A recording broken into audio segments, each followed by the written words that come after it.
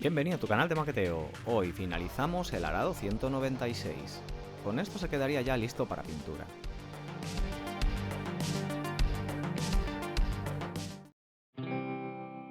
Una de las cosas que más me venían preocupando era hacerle la cuna al avión para unirlo a la catapulta.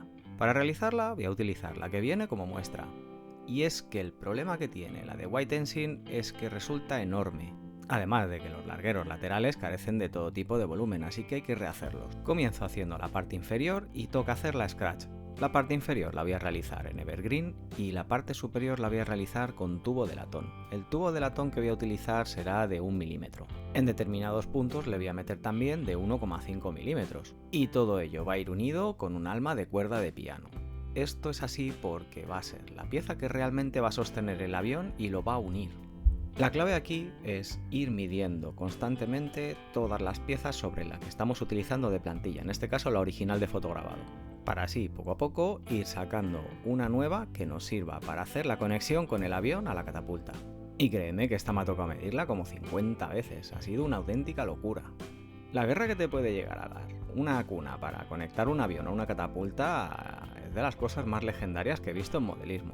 Y es que aquí se une, por un lado, la poca información que hay de las cunas para colocar los aviones encima, con que si encuentras alguna de fotograbado, por lo general, esta suele estar completamente fuera de escala. Vamos, lo que viene siendo un búscate la vida por parte del fabricante.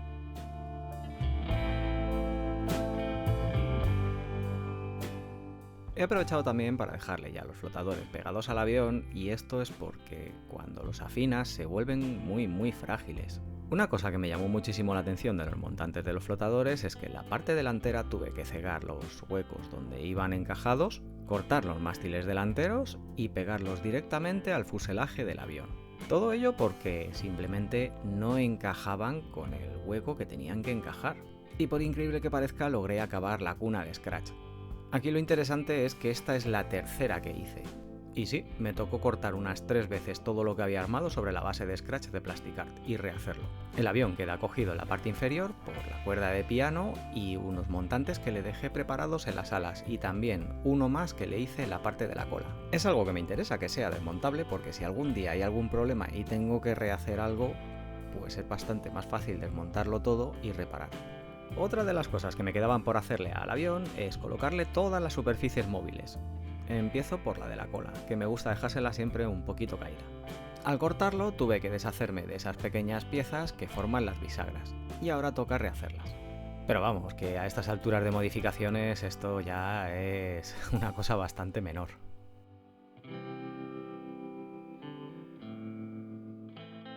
Lo mismo para el timón de cola, aunque este suele dar un poquito de guerra en este tipo de aviones tan antiguos. Una cosa que suele ser bastante habitual cuando cortan los flaps y los alerones es que o uno u otro queda un poco más corto. Así que toca alargarlo un poquito con la mina de evergreen.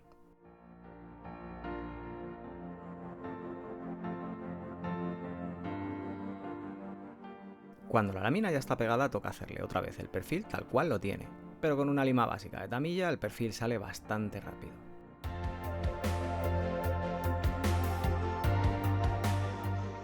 Y aunque esta es una modificación bastante básica, una vez que hemos terminado toca probar el conjunto. No sea que nos hayamos pasado de grosor y luego nos llevemos alguna sorpresita desagradable. Y ocurre que ahora todavía estaríamos en ese punto en el que podemos terminar de modificar la pieza para que encaje perfectamente. Para ello lo que voy a colocar es el flap con el alerón.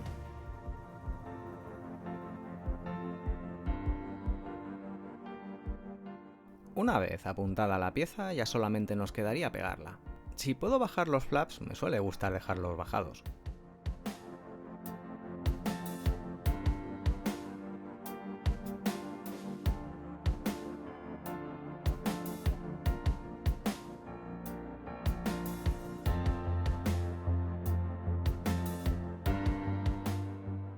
Igual que los alerones de las alas, me suele gustar dejarlos también movidos.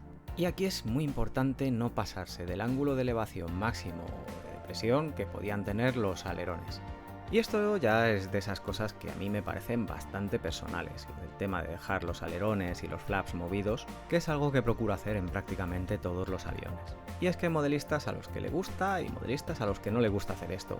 Y eso que en este avión todas las superficies estaban controladas de forma mecánica mediante poleas y cable.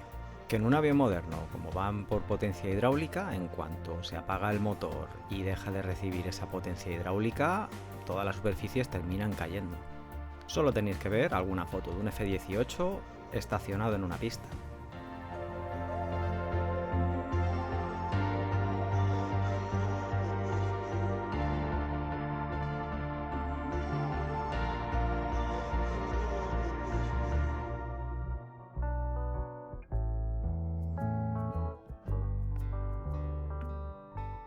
Otra cosa que le he pillado al avión, a ver si mejoraba un poquito el aspecto general, es un motor de resina. Este en concreto es de impresión 3D.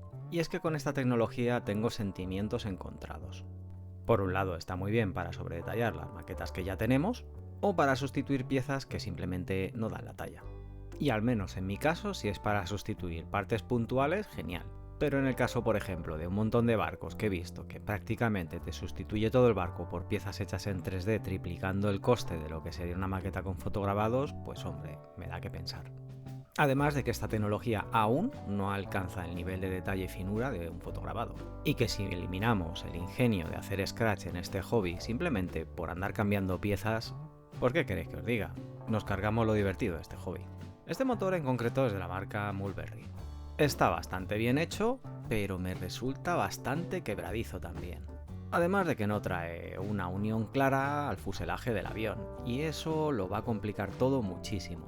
Hubiera estado bien que traiga alguna pieza o alguna parte que dé la distancia exacta para unirlo a la parte delantera del morro. Y mientras me pongo a pensar cómo demonios lo voy a unir, voy a ir preparando una serie de círculos con la maquinita de hacer círculos. Estos básicamente son todos los rodillos que va a llevar por la parte inferior la catapulta.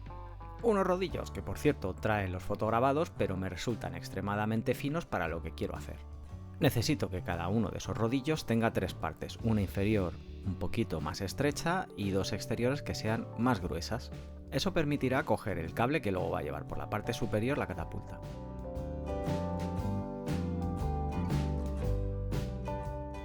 Mientras tanto se me ha ocurrido que simplemente voy a colocarle un par de tubos que encajen uno dentro de otro para sobreponerle el motor y luego poder pintar cómodamente, es decir, que lo pueda desmontar.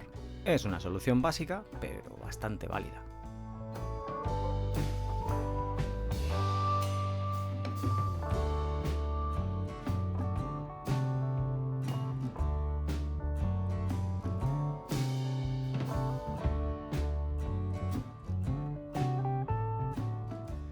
Y esto es una cosa que tenía muchísimas ganas de traer al canal para enseñároslo.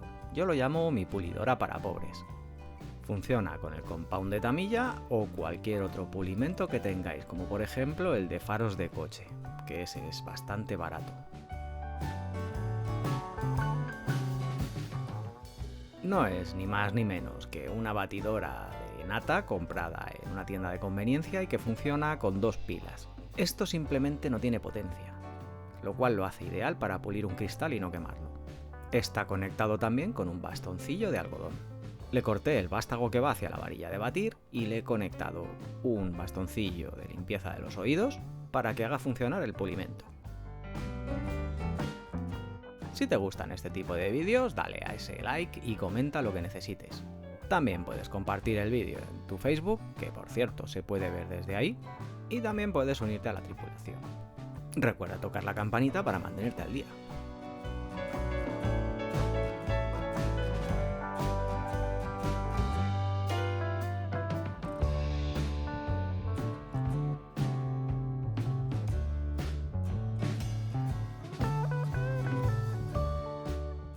Aquí podéis ver el resultado. Yo creo que simplemente la cabina ha ganado enteros. Si recordabais el estado tan opaco que tenía de serie cuando hice la review, veréis que la cabina está ahora completamente transparente.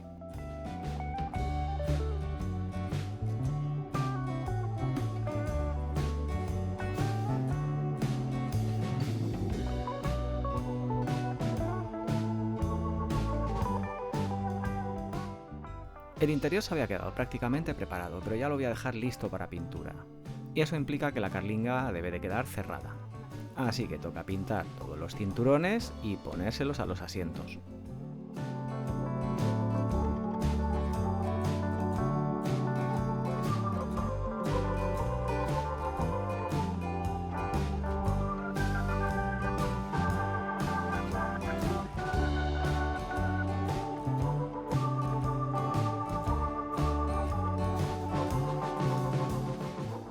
Con esto el avión queda ya plantado en su cuna y listo para hacerle el trabajito de pintura.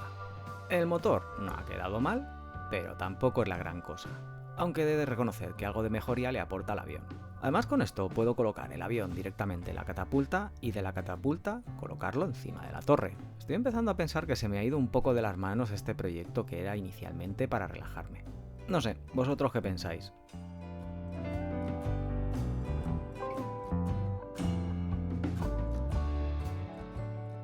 Si aún no te has unido a la tripulación, aprovecha y hazlo ahora, que es gratis, es de las poquitas cosas gratis que te quedan en esta vida. Pulsa ese botón de suscribirte. Déjame tu like si te ha gustado el vídeo y cualquier duda que tengas me la dejas también en la caja de comentarios, que yo la leo y te la respondo. Un abrazo muy fuerte a toda la tripulación y nos vemos en vuestro canal de maqueteo.